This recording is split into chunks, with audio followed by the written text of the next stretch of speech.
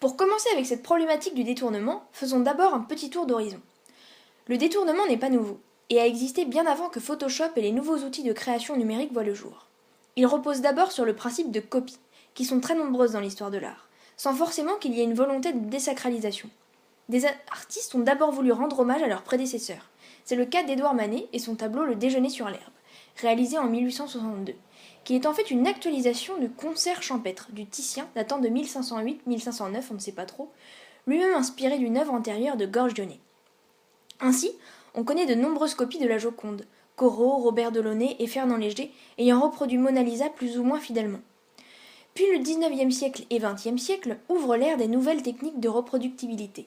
La photographie et le cinéma apparaissent, et l'on assiste à la rupture avec le modèle bourgeois et l'unicité des œuvres d'art. Et ces nouvelles formes de reproductibilité s'imposent elles-mêmes comme des nouvelles formes d'art, explique Benjamin dans son célèbre ouvrage L'œuvre d'art à l'époque de sa reproductibilité technique. Au XXe siècle, les surréalistes, pour protester contre l'art établi, détournent le tableau de la Joconde et Mona Lisa se fait revêtir d'une moustache par Salvador Dali et par Marcel Duchamp sous le titre de Elle a chaud au cul. Marcel Duchamp, en 1913, expose les premiers ready-made et sa fameuse roue de bicyclette, puis en 1917, La Fontaine, urinoir rebaptisé. Il s'agit de montrer du déjà là, des objets tout faits, remettant en question les principes de l'art classique et l'esthétique conventionnelle en usant d'objets triviaux. Ce ready-made montre aussi que c'est le contenant lui-même, moins que le contenu, qui porte la charge artistique, comme les musées, les galeries, etc. Puis dans les années 50, le pop art fait son apparition. Art de la reproductibilité, le pop art use d'images, d'objets de référence de la culture populaire et capitaliste en les reproduisant en série, via des techniques plutôt assignées à l'industrie qu'à la peinture, telles que la sérigraphie.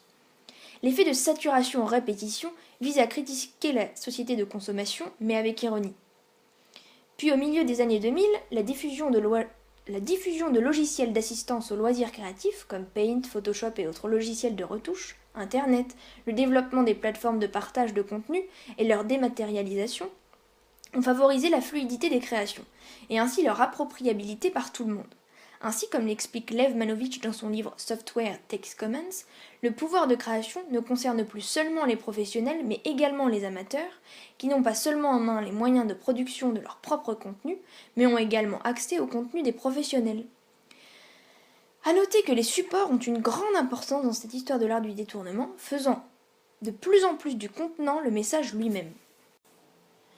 Ainsi, la plateforme de publication de contenu à mi-chemin entre le blog et Twitter, Tumblr, s'est vue être le lieu idéal aux expositions de détournement en tout genre, si bien qu'on associe Tumblr avec n'importe quelle tendance et série de détournement. Il faut dire aussi que Tumblr est le lieu incontournable de la culture internet, et donc du remix, du détournement, etc.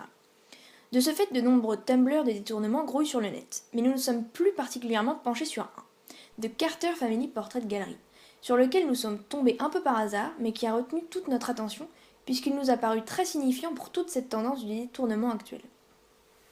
En effet, en cherchant des blogs de détournement d'œuvres classiques, nous sommes rapidement tombés sur celui-ci, et difficile d'échapper à son succès viral. The Carter Family Portrait Gallery a été l'objet de nombreux articles sur des sites spécialisés dans l'actualité médiatique et du web. Alors que voyons-nous sur ce blog ? Des œuvres classiques où les têtes des personnages initiaux sont remplacées par celles du couple de chanteurs de hip-hop américains Beyoncé et Jay-Z, mais où on peut également reconnaître les membres de l'entourage du couple. Ainsi, celle qu'on nomme Queen Bee devient la jeune fille à la perle, ou la Joconde, quand elle ne pose pas nue dans l'herbe avec son mari, dans Le Déjeuner sur l'herbe. Les détournements arborent aussi un ton cynique quand ils font un parallèle avec la réalité.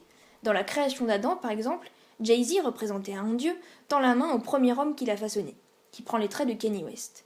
Assez drôle quand on sait que ce dernier a appelé son album Jesus, contraction de son propre prénom et de Jésus, et qu'il chante I Am a God.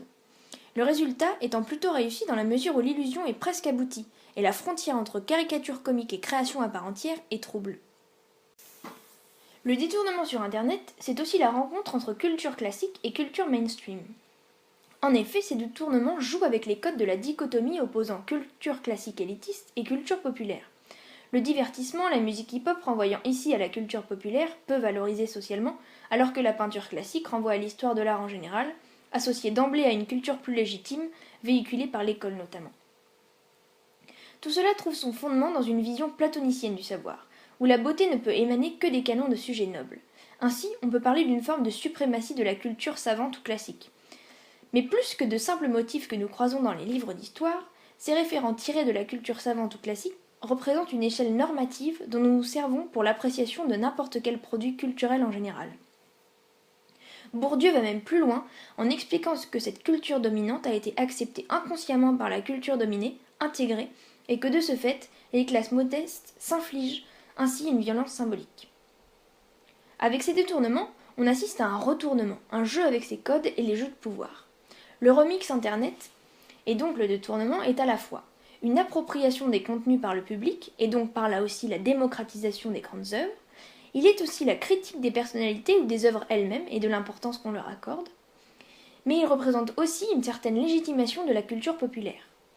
Mais là encore, on assiste à une reprise aux mains des spécialistes, entre guillemets, et des dominants avec un phénomène de validation et de légitimation de cette création par des institutions.